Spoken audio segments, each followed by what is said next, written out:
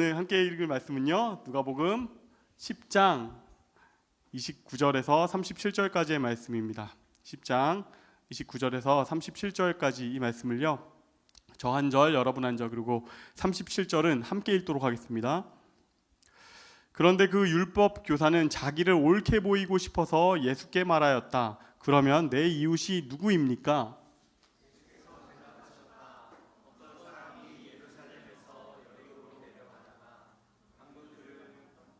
강도들이 그 옷을 벗기고 때려서 거의 죽게 된 채로, 마침 어떤 제사장이 그 길로 내려가다가 그 사람을 보고 피하여 지나갔다. 그곳에 이르러 그 사람을 보고 피하여 지나갔다. 그러나 어떤 사마리아 사람은 길을 가다가 그 사람이 있는 곳에 이르러 그를 보고 측은한 마음이 들어서 가까이 가서 그 상처에 올리브 기름과 포도주를 붓고 싸맨 다음에 자기 짐승에 태워서 여관으로 데리고 가서 돌보아 주었다. 다음날 그는 2데나리온을 꺼내어서 여관 주인에게 주고 말하기를 이 사람을 돌보아 주십시오. 비용이 더 들면 내가 돌아오는 길에 갚겠습니다 하였다. 너는 이 세 사람 가운데서 누가 강도 만난 사람에게 이웃이 되어 죽었냐고 생각하느냐? 함께 읽겠습니다. 그가 대답하였다. 자비를 베푼 사람입니다. 예수께서 그에게 말씀하셨다. 가서 너도 이와 같이 하여라. 아멘. 아멘. 반갑습니다. 저는 청년부 성기는 금교준 목사입니다. 오늘 메시지의 제목은 치료자, 사마리아인의 고민이라는 주제로 함께 말씀 나누려고 합니다. 오늘은 결론부터 갈게요. 결론은요, 되게 심플합니다. 당신은 치료자다. 하나님이 당신을 누군가를 살리라고 보내셨다. 이게 결론이에요. 누가복음 10장의 선한 사마리아인 비유는 우리가 가장 많은 사람들이 거의 다 알고 있는 비유 중에 하나죠. 그걸 마무리하면서 예수님께서 이렇게 말씀하십니다. 가서 너도 이와 같이 하라. 너는 사람을 살려라. 그런데 이게 문제가 되는 것은 이게 너무 부담스러운 말씀이에요. 저는 목사니까요, 사실은 많은 아픈 친구들이 저를 찾아옵니다. 상담할 일들도 있고 몸이 아플 때도 찾아올 때도 있고 목사님 기도해 주세요 하고 오는 친구들이 많은데요. 제일 가깝게는 집안에도 2명 있어요. 그래서 아프면 뛰어오는 우리 아기들, 4살, 6살 아기들이 있어요. 하연이는 특히 뭐 어떻게 하다 갑자기 엥! 막 뿌앵! 하는 소리가 나요. 그런 다음에 와다다다다 뭐 달려오는 소리 들으니 아빠 아야 했어! 뭐 외칩니다. 그러면 딱 보면은요, 보통은 별게 아니에요. 왜냐면 얘는 진짜 아프면 엄마한테 가거든요. 그래서 적당히 애매하게 다쳤을 때 꼭 저한테 와요. 그럼 딱 보면 별거 아니까 그때 뭐 해주면 아빠가 호해줄게 하고 호해주면 이제 웬만한 거는 다 해결이 됩니다. 그런데 예전엔 좀 그랬는데 한 5살 좀 넘어가면서부터는 또 약간 좀 달라지더라고요. 뿌앵 해서 아야 했어. 아빠 가가지고 아빠가 호해줄게 하면 아빠 밴드를 주세요 라고. 누군가를 치료하고 고쳐준다는 게 쉽지가 않아요. 제가 뭐 목사지 의사입니까? 어떻게 알겠어요. 그거 알고도 사실은 저한테 찾아오는 청년들은 되게 많습니다. 청년들 어떤 청년들이 찾아오냐면 우울증 너무 심하게 앓고 있는 친구들, 우울증 때문에 막 이렇게 가슴이 너무 답답한 애들이 저한테 와가지고 올 때가 있고, 아니면 막 강박증 같은 것들이 너무 힘들어서 오는 친구들도 있고, 아니면 공황장애, 저도 사실은 공황장애를 경험한 적이 있으니까요. 그런 친구들이 와가지고 목사님 도와달라고 하는 경우도 있고요. 제일 많이, 그리고 제일 아프고 힘든 케이스 중에 하나는 뭐냐면, 예전에 내 상처가 다 아물지 않아가지고 마음의 상처를 가진 청년들이 찾아와가지고 상담해 주세요, 기도해 주세요 이런 말을 할 때가 있습니다. 사실은 솔직하게 말씀을 드리면 저는 꽤 부담이 돼요. 왜냐하면 제가 아까 말씀하는 것처럼 목사지 의사가 아니잖아요. 제가 진짜 직접적인 뭔가를 해줘야 되는 친구들한테 어떤 걸 못 해줄 때도 참 많아요. 제가 처방전을 해줄 수 있는 사람이 못 되고, 그리고 때로는 딱 얘기 듣다 보면은 원인 제공자가 있거든요. 근데 그 원인 제공하는 그 무엇을 내가 제거할 수 있는 게 아닐 때가 많아요. 뭐 직장 동료에게, 아니면 상사에게, 부모님한테 상처받은 친구가 막 왔을 때 그러면 제가 어떻게 할지 못할 수 없는 그런 때가 꽤 많이 있거든요. 그래서 상담을 하게 될 때마다 마음에 좀 부담이 있습니다. 근데 오늘 말씀이 참 감사한 거는 저만 그런 게 아닙니다. 여러분, 너는 누군가를 치료하고 돕는 사람이 되어라. 이 메시지는요. 감사합니다. 이런 걸 다 감사해요. 이 메시지는 저만을 위한 목사들한테만 주는 메시지가 아니고요. 여러분에게 똑같이 주시는 말씀이에요. 너는 가서 사람을 살려라. 너는 가서 누군가를 고쳐 주어라. 이 말씀 들었을 때 어떠세요? 바로 아멘! 제가 그걸 하면 되겠군요 하는 마음이 드시나요? 물론 아프고 우울하고 힘든 내 친구를 도와주고 싶은 마음이 없진 않죠. 도와주고 싶긴 하지만 그게 막상 완전히 내 일이다라고 생각하면 꽤 부담이 됩니다. 이걸 내가 어떻게 감당해요? 라는 생각들도 들고 뭔가 부담스러운 것들이 있어요. 그래서 오늘은 왜 이것이 우리에게 부담으로 다가오는가를 좀 분석을 해봤어요. 한 3가지 정도로 볼 수 있을 것 같습니다. 우리가 주님께서 너는 누군가를 살려라, 누군가를 치료해줘라, 도와줘라 라는 말씀이 부담스러운 이유 3가지. 첫 번째는요, 치열한 현실. 치열한 현실이에요. 우리 삶의 현실이 너무 치열하기 때문입니다. 우리가 너무너무 바쁘죠. 이런 치열한 삶의 현실을 제일 쉽게 딱 단편적으로 보여주는 단어가 하나 있다면 그건 아마 헬조선일 것이에요. 이 대한민국에 산다는 것이 쉽지가 않은 거예요. 여러분이 다 아시겠지만 이 대한민국 굉장히 특별한 나라입니다. 사실은 뭐 자본도 별로 없고 그리고 땅덩어리가 크지도 않고 한 이 반도 땅에서 세계 10위권의 경제대국이 생겨났다. 이거 대단한 일이죠. 어마어마한 나라인데 근데 그거 안에 뒤에는 뭐가 있냐면 그렇게 되기까지 이 뒤에 엄청난 경쟁이 숨어 있다라는 것이 있어요. 이미 알고 있죠. 우리는 그냥 여기에서 자라나서 쭉 자라서 오니까 잘 모르지만 다른 나라에서 살다 온 친구들은 우리나라 사람들을 보면 너무 놀래요. 애들이 왜 이렇게 공부를 하냐.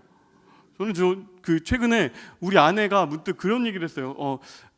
우리 하연이가 공부를 좀 해야 되지 않겠느냐.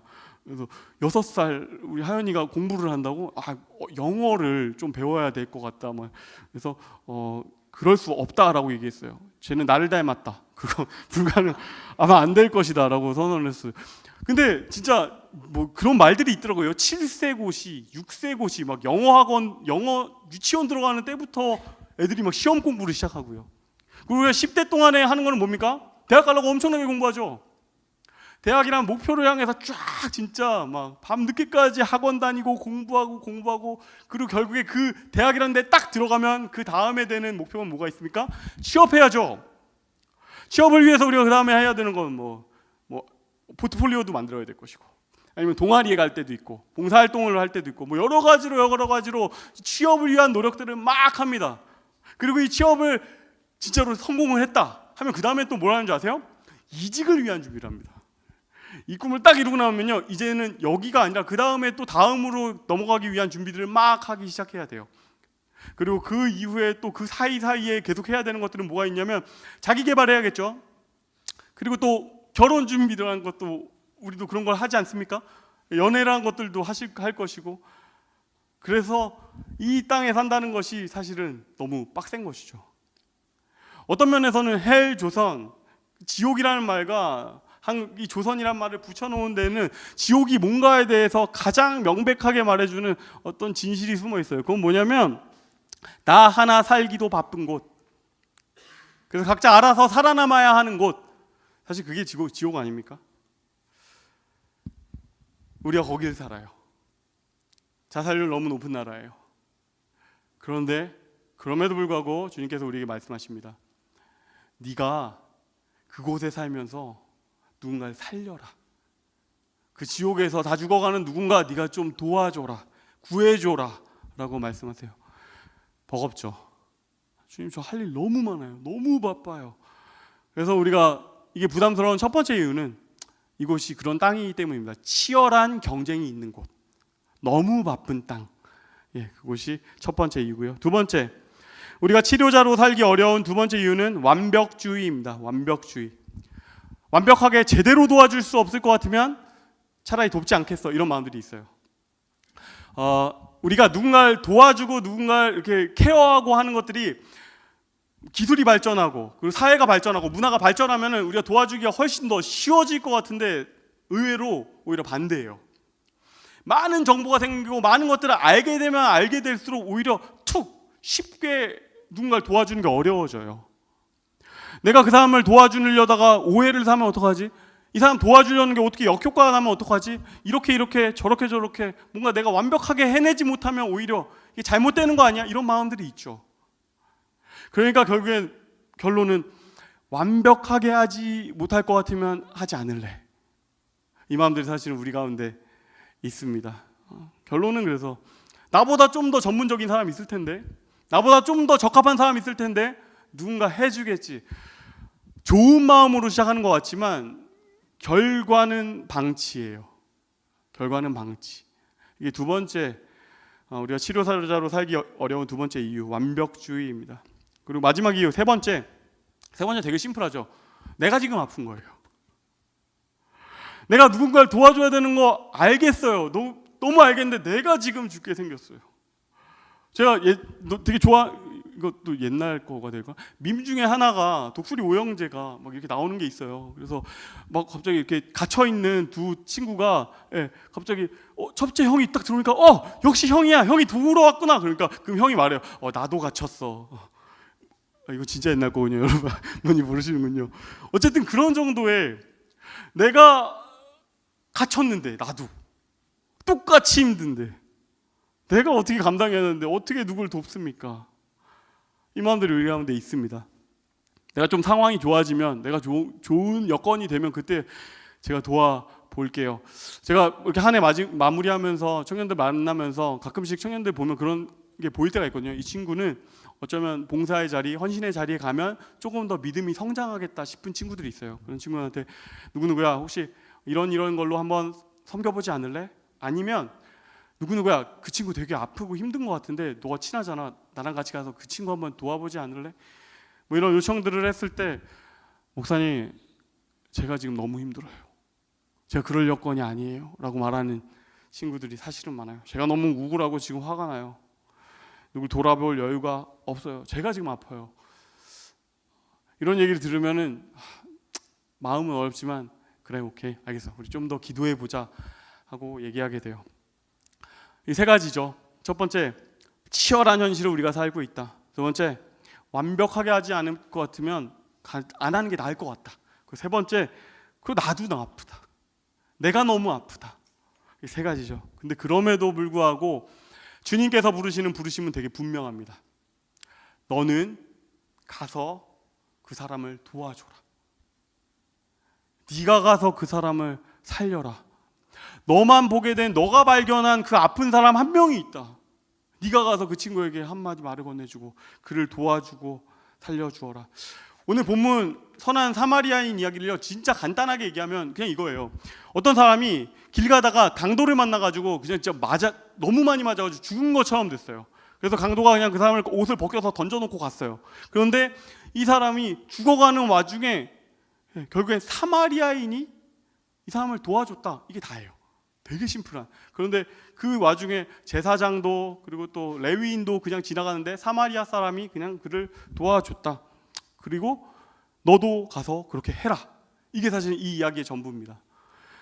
여러분 이렇게 심플하고 간단하고 뭐 없는 것 같은 이 이야기가 왜 이렇게 유명한 비유가 됐을까요? 이 이야기 아무것도 아닌 것 같은 이 이야기가 왜 이렇게 수천 년 동안 이어지고 있을까요? 그건요 이 이야기가 2000년 전에 그 유대인들에게도 엄청난 큰 충격과 도전을 안기는 비밀들이 좀 숨어 있었던 것이고 그리고 또 오늘 우리에게도 이 헬조선 살고 있는 우리에게도 여전히 똑같이 도전이 되는 말씀이기 때문입니다. 그리고요 오늘 이 말씀은요 우리가 아까 세 가지를 살펴봤죠. 치열한 현실 그리고 완벽주의 그리고 내가 지금 아픈 이 상황 이 세 가지를 하나하나 차례차례 파회하는 그 과정을 보여줍니다. 우리 함께 읽어보시죠. 제일 첫 번째 하나씩 반론을 하는데 첫 번째 반론은 치열한 현실에 대한 겁니다. 31절 32절 말씀인데요.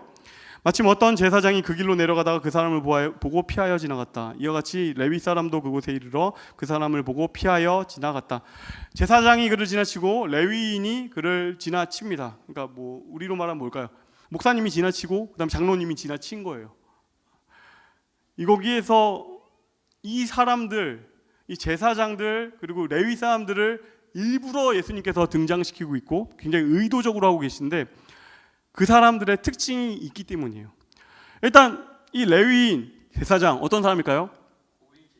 고위직. 맞아요. 고위직이기도 해요. 이건 문제에 도울 만한 여건이 있는 사람이라는 뜻이겠죠. 그리고 또 지금 많이 바쁜 사람, 지금 할 일이 있는 사람이에요. 어딜 급히 가고 있는 사람이기도 해요. 근데 이게 다가 아닙니다. 오히려 가장 핵심은요, 방금 전에 살짝 스치듯이 말해주셨는데 이 사람들은 이 강도 만난 이 사람을 도와주려다가 자기 일이 망쳐질 수 있는 사람이에요. 이게 무슨 얘기냐면요, 율법하고 관련돼 있는데 민수기 19장 11절에는 이런 내용이 있습니다. 사람의 시체를 만진 사람은 그 사람은 8일 동안 부정하다. 그러니까 그런 사람들은 성전에 들어갈 수도 없고 사람들과 떨어져서 잠깐 스스로 격리해야 된다. 아마 이건 뭐 전염병을 때문도 있고 뭐 여러 가지 이유로 그렇게 하나님께서 해두신 것이겠죠. 이 율법 규정이 있어요. 그리고 이 규정이 문제가 되는 사람들이 오늘 제사장과 레위인들인 것이에요. 제사장 입장에서는요, 딱 그 생각이 드는 거예요. 그 사람 딱 보는 순간에 미동도 안 하고 피투성이가 된 저게 살아있을까 죽었을까 이 생각이 드는 거죠. 불편하고 귀찮고 힘들어 뭐 이것도 있겠지만 그렇게 나쁜 사람은 아니라고 치고 그들을 봤을 때 저 사람이 살아있는 사람이 아니고 이미 죽은 사람이면 어떡해? 그 사람을 만졌다 내가 부정하게 되면 어떻게 하지? 그리고 그 사람으로 인해서 지금 이제 진행돼야 되는 예배가 스탑되면 어떡하지? 내가 이번 주에 해야 되는 어떤 그 제사가 스탑되면 어떡하지? 레위인도 마찬가지예요. 내가 이번 주에 해야 되는 어떤 계속 준비했던 그 정결하게 애써서 준비했던 그 찬양을 못하게 되면 어떡하지?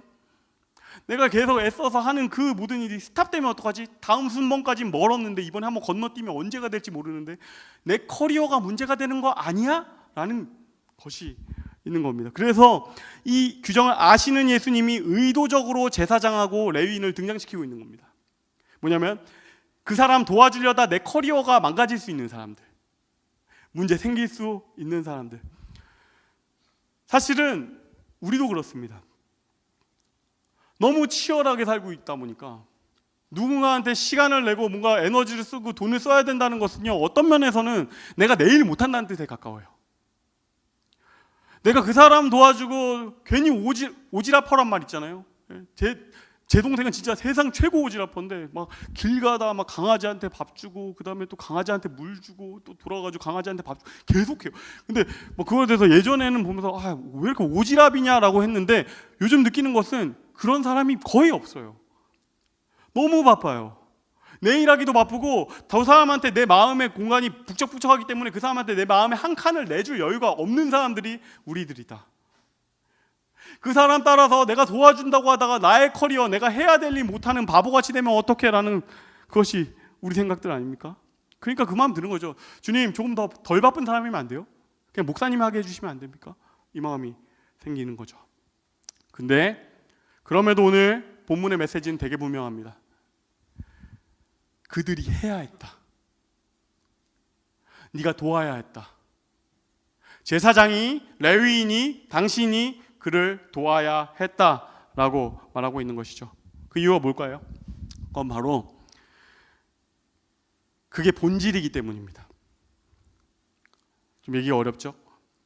여러분, 제사장과 레위인이 하고 있는 일이 뭘까요?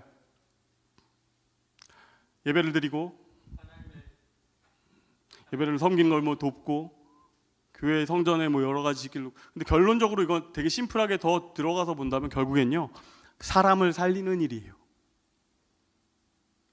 영적으로 죽어있는 그 사람을 찾아가서 너는 살려라, 그 일을 하는 사람이에요. 레위인도 그렇고 제사장도 마찬가지예요. 너는 메말라서 죽어가는 그 사람을 살려라, 그걸 하기 위해서 제사장이 있고 레위인이 있는 것이죠. 우리도 똑같습니다. 여러분, 우리가 지금 준비하고 있는 커리어, 우리가 준비해서 하려는 일, 우리가 보려는 시험, 이 모든 거 총합해서 보면 결국에는 사실은 단순해요. 똑같습니다. 너는 가서 누군가를 살려라. 이곳을 좀 더 좋은 곳으로 만들어라. 누군가 너무 힘들어 죽겠는 그 사람이 낭망하지 않을 수 있는 곳으로 만들어라. 그게 우리 일 아닙니까?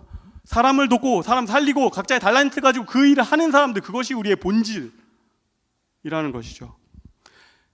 그래서 예수님께서 굳이 이 딜레마 가운데 제사장을 집어넣고 레위인을 집어넣고 우리를 집어 던지는 것이에요. 한 가지 질문을 던지시는 거죠.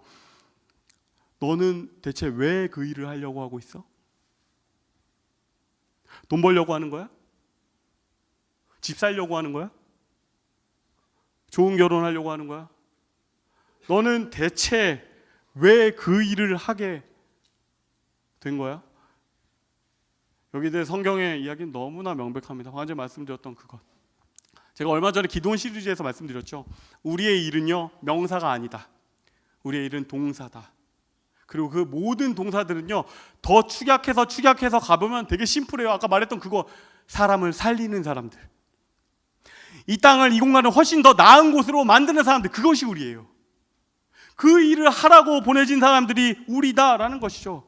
그런데 우리가 그 본질을 놓치는 일들이 얼마나 많은지 모릅니다. 누군가 살릴 기회, 저 사람 나 아니면 지금 너무 위기에 빠진 걸 발견했는데도 지금 저 사람을 살리는 거 말고 지금은 저게 바빠서요 라는 이야기를 우리가 하게 돼요. 너무 중요한 본질을 붙잡으려다가 본질을 놓치는 바보 같은 일들이 일어나요. 제가 최근에 가장 바보 같은 일을 했던 건 뭐냐면, 본질을 잡아야 되는데 놓친 건 뭐였냐면, 아침에 그 새벽 운동을 가려고 했어요. 그래서 새벽 예배 갔다 와가지고 이제 운동 가려고 딱 하는데 그 생각이 딱 드는 거예요. 스마트워치를 차가지고 이게 조금 더 심장 박동이랑 이런 걸 좀 이렇게 바이오 체크를 하면 더 좋지 않을까, 이 생각이 딱 들었어요. 그래가지고 딱 하려고 봤는데 배터리가 없어. 그래서 제가 그거를 충전을 딱 하려고 잠깐만 충전하고 가자 하고 그걸 충전을 하고 그걸 잠깐 기다리다가 잠들었어요. 그래서 저는 그냥 운동을 하지 못했어요. 저의 체력은 채워지지 않고 스마트워치만 충전된. 여러분, 사실은 그런데 우리가 그럴 수가 있어요. 사람을 살리는 일을 하려고 가다 보니까 급해서 이 사람은 못 살리겠어요를 해요. 사람 살리는 그 일을 하러 가는데 너무 바쁘다 보니까 이건 못 하겠어요가 발생해요. 이건 아니다. 그럼 우리를 향해서 주님께서 말씀하시는 것이죠. 처음부터 본질로 살아라. 오늘도 본질로 살고 내일도 본질로 살고 모든 너의 순간을 본질로 살아라. 사람을 살리는 그 사람으로 오늘 살아라. 나중에 커리어 만들어지고 30대 40대가 돼가지고 하는 거 말고요. 여러분, 제가 말씀 안 드렸지만 이미 아실 거예요. 오늘 그걸 못하는 사람이 나중에 할 수 있을 것 같으세요? 오늘 헌신할 수 없는 그 사람이 나중에는 바쁜 일이 없어질 것 같으세요? 제가 미리 알려드릴게요. 40대가 되면서요, 더 느껴져요. 더 많아져요. 더 바빠져요. 챙길 사람은 더 많고 오히려 헌신할 수 있는 본질을 붙잡기 힘든 상황들은 계속해서 몰아닥칩니다. 여러분도 그럴 것이에요. 여러분도 반드시 그렇게 될 것이다. 전도서 12장 1절은 말합니다. 너는 청년의 때에 너의 창조주를 기억하라. 곧 곤고한 날이 이르기 전에 나는 아무 낙들이 없다고 할 해가 가깝기 전에 그리하라. 바쁘다고 본질 내팽개치고 살면은 이런 순간이 찾아온다라는 것이에요. 피곤한 날, 공고한 날, 나는 아무 낙이 없다라고 느껴요. 내가 지금까지 열심히 살았지만 이게 아무 의미 없는 세월 아니었나 싶은 그 지점에 마주하게 될 것이다 라고 전도서는 우리에게 말합니다. 그 순간에 가서 돈은 있는데, 커리어는 생겼는데 아무것도 남는 게 없다. 그래서 여러분, 이거 아마 이미 시작됐겠지만 사탄이 우리를 향한 전략은요 되게 심플해요. 딱 하나예요. 여러분을 바쁘게 만드는 겁니다. 계속해서 뭘 할 수 없을 만큼 바쁘게 그 바쁜 상황에 밀어넣죠. 그러면 뭐 애쓸 필요가 없어요. 여러분을 막 애써가지고 신천지에 막 보내고 그럴 필요가 없어요. 그냥 바쁘게만 만들면 사탄이 원하는 그 대부분의 것들을 다 얻습니다. 그리고 최종적으로 그 날에 이르게 하는 것이죠. 공고하다. 나는 낙이 없다. 애는 썼는데, 고생은 했는데, 죽어라 했는데 내가 지금까지 뭐 했는지 잘 모르겠다. 거기다가 머무르게 하려고 한다. 여러분, 그러니까 결단하셨으면 좋겠습니다. 청년의 때 지금 아닙니까?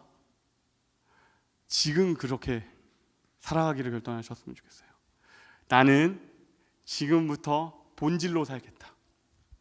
가장 중요한 그것을 붙잡으면서 살겠다. 그래서 내 삶의 본질, 사람을 살리는 사람, 오늘부터 그렇게 살기를 결단하는 저와 여러분이 되시기를 주님의 이름으로 축복합니다.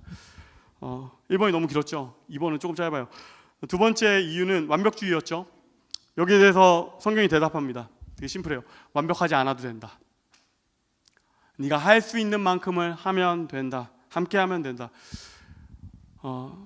오늘 이야기 속의 사마리아인을 자세히 보면요, 그가 혼자 애쓰지 않아요. 되게 은혜가 되는 지점 중에 하나인데요, 그가 그 사람, 다친 사람을요, 그가 할 수 있는 선에서 최대한 치료하고 짐승에 얹어가지고 여관까지 가죠. 그 다음에 여관에 눕혀놓고 2데나리온을 먼저 선지불을 하고 나중에 추후에 더 발생하는 거에 대해선 내가 지불하겠다 하고 말하죠. 근데 그 다음이 어떤 면에서 중요해요. 그리고 나서요, 그가 떠납니다. 영원히 그들한테 끝까지 부담하고 이 사람을 책임지라고 하는 것이 아니고요, 그 여관 주인, 그리고 또 거기에서 그 여관 주인이 혼자 할 수 없었다면 의원이 있었겠죠. 의사가 있었을 것이고, 그 사람들과 함께 돕는 그 이야기들을 오늘 보여주는 것이죠. 예수님께서 이렇게 말씀하시는 겁니다. 모든 걸 네가 다 하지 않아도 된다. 공동체와 함께 하면 된다.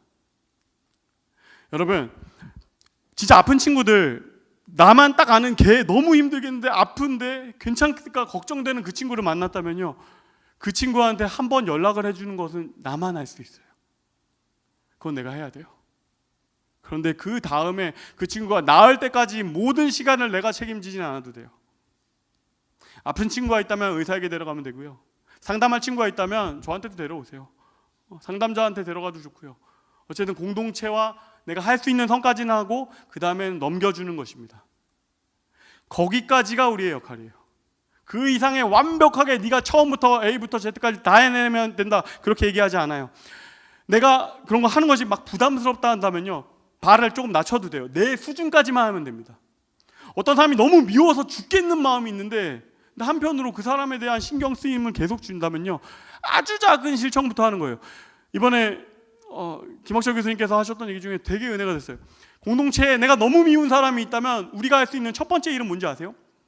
그 사람이 여기 있는 것까지는 괜찮아를 참아주는 거예요. 그 사람이 생존하는 것 자체가 싫어는 아니도록, 내가 이곳에 한 공간에 존재한다는 것 자체는 참을 수 있어. 나의 최선의 한 걸음이에요. 그걸 하는 것이에요. 내가 도울 수 있는 사람이 있다면 가서 도와주고, 누구에게 한마디 정말 카톡이라도 하나 던져줄 수 있는 사람이 있다면 던져주고. 여러분 그거 아세요? 자살하는 친구들 중에 안 죽는 방법에 대해서 설명을 해주면 너무 심플해요. 그냥 딱 그거예요. 자살하지 마, 죽지 마. 이 말 한마디를 들을 수 있으면요, 90%의 자살자들은 죽지 않는데요. 거의 대부분이 그 말 한마디, 죽지 마, 이 세 글자를 못 들어가지고 죽는 거예요. 근데 내가 그가 정말로 불안하고 이상하다라고 느낀 사람이 있다면 그 세 글자는 해줄 수 있잖아요. 죽지 마. 막 대단히 뭐 그의 모든 문제를 해결하는 상담 심리, 우리 그런 전공자 아니잖아요. 그런 건 못해도 좋아요. 죽지 마, 괜찮아, 한마디는 해줄 수 있는 사람. 그게 정말로 하기 어렵다면 기도라도, 내가 할 수 있는 것, 제일 작은 것, 기도라도. 내가 대면하는 것조차 어렵다면. 야고보서 5장 15절은 이렇게 말하는데요, 믿음의 기도는 병든 자를 구원하리니 주께서 그를 일으키시리라. 아멘. 여러분, 아무것도 못하겠고 내가 할 수 있는 한 걸음이 그냥 기도 오늘 한 구절밖에 없다라면요, 거기까지 하세요. 근데 그렇게 그 다음이 뭔지 아세요? 주께서 그를 일으키시리라. 내가 하는 데까지 하고 나머지는 주님께서. 내가 할 수 있는 작은 도움, 그것을 한 걸음을 실천하시는 저와 여러분이 되시는 주님의 이름으로 축복합니다. 세 번째는 마지막입니다. 우리가 치료자가 될 수 있는, 될 수가 없는 마지막 이유는요, 나도 아프다는 거죠. 내가 아픈데 지금 내가 누굴 돕습니까? 내가 아프고 내가 여전히 아물지 않은 상처가 있어요. 주님, 나는 누굴 돕기에는 좀 부족한 사람인 것 같아요. 근데 그렇게 말하고 있는 우리들에게 주님이 한 사람을 보여줍니다. 그 사람은요, 사마리아인입니다. 그 사마리아인을 예수님께서 굳이 이 비유 가운데 등장시키는 것은요, 굉장히 의도적인 일이에요. 사마리아인, 여기에 대해서 조금은 설명이 필요한데요. 유대인들이 정말 지독하고 별로인 게 하나 있다면 그들에게 혈통적으로 나는 선택받은 민족이야라는 굉장한 어떤 독선이 있어요. 그래서 어느 정도까지 생각하시면 되냐면 우리는 하나님의 백성이고 우리는 사람들인데 나를 제외한 이방인들은 어떤 면에서는 짐승과도 같아. 그들은 우리는 천국에 있지만 우리를 따뜻하게 데펴줄 지옥의 땔감들이야. 뭐 이런 마음들이 숨겨져 있지만 어느 정도 있어요. 사실 이번에 우리 전쟁을 보면서 알 수 있게 되지 않습니까? 가자지구로 그렇게까지 내 바운더리에 없는 사람들에 대해서는 어떻게 할 수 있는 사람들인지 우리가 보지 않습니까? 근데 사마리아인은요, 그 이방인보다 더 싫은 존재예요. 이게 뭐냐면요, 여기까지 알겠죠? 이스라엘이 이렇게 하나의 큰 나라인데 중간에 한번 중간 반으로 나눠지는 때가 있습니다. 남유다, 남왕국, 그리고 북이스라엘, 북왕국 이렇게 둘로 나눠지는 때가 있습니다. 그리고 이 사마리아 사람들은요, 이 북이스라엘의 후손들이에요. 근데 이 남유다가 망하기 전에 이 북이스라엘이 먼저 망하거든요. 그리고 아수르라는 나라가 이 제국이 여기를 망가뜨려 버린 다음에 그 다음에 뭘 하냐면요, 혼혈 정책을 써요. 그래서 이 사람들의 정체성을 흩어놓는 제일 좋은 방법은 결혼시키자, 이방인을 만들자, 이거예요. 그래서 그 사람들을 이방인들하고 막 결혼하게 하고, 그러니까 반은 유대인인데 반은 이스라엘 사람이 아닌 이방인인 이런 상태를 만드는 것이죠. 그러니까 유대인들은 이 사람들이 너무 싫은 거예요. 그리고 그렇게 되는 과정 안에서 그들의 종교 가운데도 어느 정도 이단적인 색채들도 생기고 문제들도 있어요. 이후에 막 몇 가지 이슈들이 있는데 결론부터 말하면 너무 싫은 존재가 된 거예요. 이방인보다 더 싫어요. 나랑 친하고 나랑 형제였던 사람이 날 배신하면 더 밉잖아요. 그런 느낌으로. 그래서 그들은 어떻게 했냐면 미워하고 배척하고 말도 섞지 않는 걸 넘어서 여행 갈 때 내가 여기로 가야 되는데 이게 최단거리인데 이게 사마리아 지역을 통과해야 된다 그러면요, 이렇게 돌아서까지 가요. 그런 정도로 미워하고 싫어하는 존재가 사마리아인이었다. 그런데 예수님은 오늘 상처 입은 아마도 유대인인 것 같아요. 강도 만난 그 한 사람을 고쳐주는 존재로 사마리아 사람을 딱 등장시킵니다. 이건 예수님이 되게 의도적으로 하시는 거예요.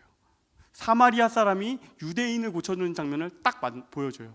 그러면서 이 불편한 관계가 오늘 본문 속에도 드러나는데요. 36절, 37절 말씀을 보면 예수님이 이렇게 물어보세요. 우리 함께 읽겠습니다. 시작. 너는 이 세 사람 가운데서 누가 강도 만한 사람에게 이웃이 되어 주겠다고 생각하느냐? 그가 대답하였다. 자비를 베푼 사람입니다. 아멘. 36절에서 율법교사한테 예수께서 물으시죠. 누가 강도당한 이의 이웃이냐? 그런데 보세요. 대답하는 이 율법자가 사마리아인입니다 라고 대답하지 않아요. 유대인을 고쳐주는 그 사람이 사마리아인입니다 라는 것을 내 입으로 말하고 싶지 않은 거죠. 그래서 애둘러서 표현해요. 자비를 베푼 사람입니다 라고 애둘러서, 유대인이 아니라 사마리아인이 더 선한 사람이었다는 걸 내 입으로 말하고 싶지 않은 것이죠. 그러니 오늘 등장하는 이 사마리아 사람은요, 소외받고 차별받고 무시당하는 사람입니다. 그리고 그 무시당하던 그 사람이 유대인이 지나가는 그 길을 지나가는 중에 있어요. 근데 그를 일부러 하나님이 치유자로 부르셨다. 신학적으로는 이것을 상처 입은 치유자, 운디드 힐러라는 개념이 있어요. 그렇게 부릅니다. 20세기의 위대한 영성가 헬리나우에는 그의 책에서 이렇게 말하는데요. 상처 입은 치유자는 자신의 상처를 감추거나 부끄러워하지 않고 오히려 그 상처 속에서 타인의 아픔을 공감하고 그들을 치유하는 사람이다. 상처 입은 치유자, 뭔가 상처받은 그 사람을 통해 하나님은 누군가를 고치고 싶어 하신다. 여기에는 두 가지 이유가 있습니다. 첫 번째 이유는요, 뭐냐면 상처를 입은 그 사람만 발견할 수 있는 상처들이 있어요. 아파본 사람만 아는 그 사람의 마음이 있어요. 다쳐본 사람만 아는 그 어떤 상황이 있어요. 저 같은 경우에는 저는 어린 시절에 목사 아들이었다 보니까 이사를 엄청 많이 다녔습니다. 열몇 번, 뭐 20번 막 이렇게 가까이 막 엄청나게 다니던 시기가 있었어요. 그러니까 그렇게 되는 건 뭐냐면 학교에 갈 때마다 늘 나는 외톨이로 시작해야 되는 거예요. 계속 반복하다 보니까 내 안에 생긴 게 하나 있다면 어딜 가든 어떤 공동체를 가든 혼자 조금 외롭게 있는 것 같은 친구들을 보면요, 그 친구가 어떤 마음일지가 보여요. 내가 그때 힘들었던 게 있어서 그 친구가 지금 모두 안에 하하호호 웃고 있는 가운데 있지만 그 친구는 보이지 않는 투명한 어떤 방에 앉아 있는 것 같은 게 보여요. 그 친구가 어떤 상황이 있겠구나. 상처 입어본 사람이 보이는 상처가 있고, 상처 입어본 사람만 공감할 수 있는 것이 있고, 상처 입어본 사람만 다가갈 수 있는 사람이 있습니다. 그래서 그 사람이어야 한다. 이게 첫 번째 이유입니다. 그리고 두 번째는요, 이게 사실은 더 중요한데, 두 번째, 그 상처받은 사람이 누군가를 살릴 때 자기의 상처도 완전히 회복된다라는 것이에요. 이게 무슨 얘기냐면요, 트라우마에 대한 이야기입니다. 우리가 뭐 상처 입을 수 있죠. 근데 그 상처가 낫는 거, 그 과정이 그냥 로봇 아니 뭐 게임 캐릭터처럼, 사람은 게임 캐릭터가 아니라서 그렇게 되지가 않아요. 아팠던 게 뭐 10만큼 내가 다쳤는데 10이 다시 회복되면 나 이제 100이다 와 이렇게 되지 않아요. 그건 예를 들면 교통사고를 크게 당한 사람은요, 고속도로만 타도 심장이 쿵쿵쿵 뛰기 시작합니다. 몸은 다 나았어요. 기능적으로 아무 문제도 없어요. 그런데 고속도로에 타면 심장이 쿵쿵쿵쿵쿵 뛰기 시작하고 정상적으로 일할 수 없는. 또 어떤 친구들이 있냐면 어린 시절에 누군가한테 따돌림 받아본 사람이 친구들은요, 나중에 성인이 되고 어른이 됐는데도 누군가 그 비슷한 느낌이라도 줄 때 갑자기 다시 10살짜리 그 울먹울먹하는 애로 돌아갑니다. 그게 있어요. 괜찮은 것 같고 이제는 멀쩡한 청년인 것 같은데 아직도 거기에 머무르고 있어요. 저 아직도 너무 기억나요. 어떤 친구, 어떤 자매가 있는데 그 친구는 정말 너무 날씬하고 너무 괜찮은 친구인데요, 뭐 하다가 야 너 살쪘네라고 얘기하는데 걔 갑자기 뭐라고 했어? 뭐 이러는 거예요. 근데 그 순간에, 그때는 몰랐어요. 근데 나중에 얘기하다 보니까 어렸을 때 이 친구가 그게 힘들었던 과거가 있는 거예요. 그래서 얘기했던 사람도 너무 당황하지만 이 친구 그 얘기를 딱 듣는 순간에 거기가 딱 자극되니까 뭐라고 했어? 다시 10살짜리 뚱뚱해서 놀림받았던 그 아이가 그 순간에 갑자기 탁 튀어.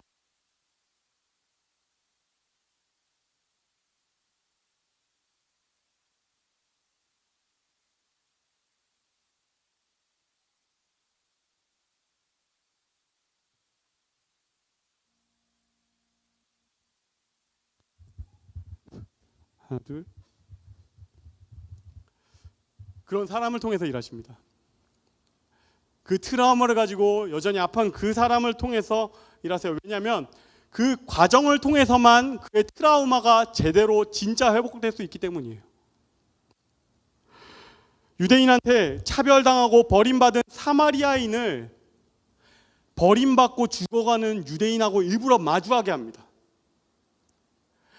내가 차별받고 미움받고 그냥 죽은 사람, 존재하지도 않는 존재처럼 여겨졌던 그 사람한테 다 죽어가고 있는 그 유대인을 만나게 해요. 그리고 그 사람을 마주하고 그 사람을 만지게 해요. 이게 하나님의 방식입니다.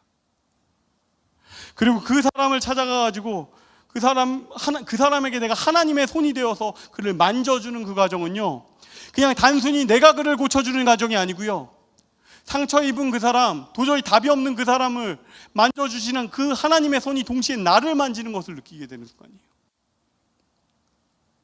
나에게도 있는 똑같은 상처를 하나님께서 나의 손을 통해서 거꾸로 나를 만지게 하시는 그 과정, 그것을 느낍니다. 이 과정을 통해서 진짜 회복이 발생합니다. 그러니까요, 여러분, 상처 입은 나를 왜 굳이 이렇게, 나 아니어도 되잖아요. 그럼에도 불구하고 네가 해줬으면 좋겠다. 이건요, 그냥 희생하라는 얘기 아닙니다. 네가 나았으면 좋겠다라는 것이에요. 네가 완전히 회복됐으면 좋겠다. 네가 이제는 그 어린아이에서 벗어났으면 좋겠다. 아프고 된 데가 나은 걸 넘어서 이제 정말 강한 힘을 가진 치유자가 되었으면 좋겠다. 그래서 주님께서는 운디드 힐러, 그 상처 입은 치유자의 자리로 당신을 부르시는 것입니다. 말씀을 맺겠습니다. 오늘 이야기는 세 가지였죠. 다시 한번 정리하면 세 가지. 첫 번째, 치열한 현실, 그럴수록 본질로. 현실 치열한 거 맞습니다. 그렇지만 그렇게 치열하게 사는 이유가 뭐냐는 것이에요. 우리가 치열하게 사는 이유는 살리기 위함이다. 그러니까 살리며, 오늘부터 살리며 살아라. 그리고 두 번째, 그렇지만 완벽하지 않아도 괜찮다. 네가 할 수 있는 걸 하면 된다. 네가 할 수 있는 범위에서 찾아가서 만져주어라. 그걸로 충분하다. 그리고 마지막은 상처도 있고 여전히 아프고 약한 것 같은 당신, 사마리아 사람 같은 당신을 통해서 주님이 일하기 원하신다는 것이에요. 왜냐하면 그 과정을 통해서 주님이 당신을 고치기 원하세요. 사랑하는 여러분, 이 부르심 앞에 순종하기 원합니다. 주님께서 내가 누군가를 고쳐줬으면 좋겠다, 사람 살리면 좋겠다라고 하는 것은요, 나를 활용하고 싶어서, 나를 이용하고 싶어서를 넘어섭니다. 네 인생이 진짜 의미 있는 인생이었으면 좋겠고, 네가 본질적인 그 일을 할 수 있었으면 좋겠고, 그리고 또한 너도 회복되었으면 좋겠다. 네가 나았으면 좋겠다. 그 메시지가 있는 것이죠. 그리고 오늘 이 모든 메시지 뒤에 한 가지 더 숨어있는 이야기가 있어요. 어차피 다 아시겠지만, 상처 입은 치유자, 진짜 큰 상처 입은 치유자, 사마리아인 같은 그 사람, 그분이 누구십니까? 예수 그리스도. 십자가 지신 그분이 우리를 찾아오셔서 우리 끌어안아 주셨고, 못자국에 그 흉터가 있는 그 손으로 우리를 끌어안아 주시고 만져주시고 고쳐주시는 그거 경험한 사람들이라면 우리는 그렇게 살 수 없어요. 여러분, 어떻게 하시겠어요? 어떻게 하기를 원하세요? 우리 함께 이 찬양을 부르고 함께 기도했으면 좋겠습니다.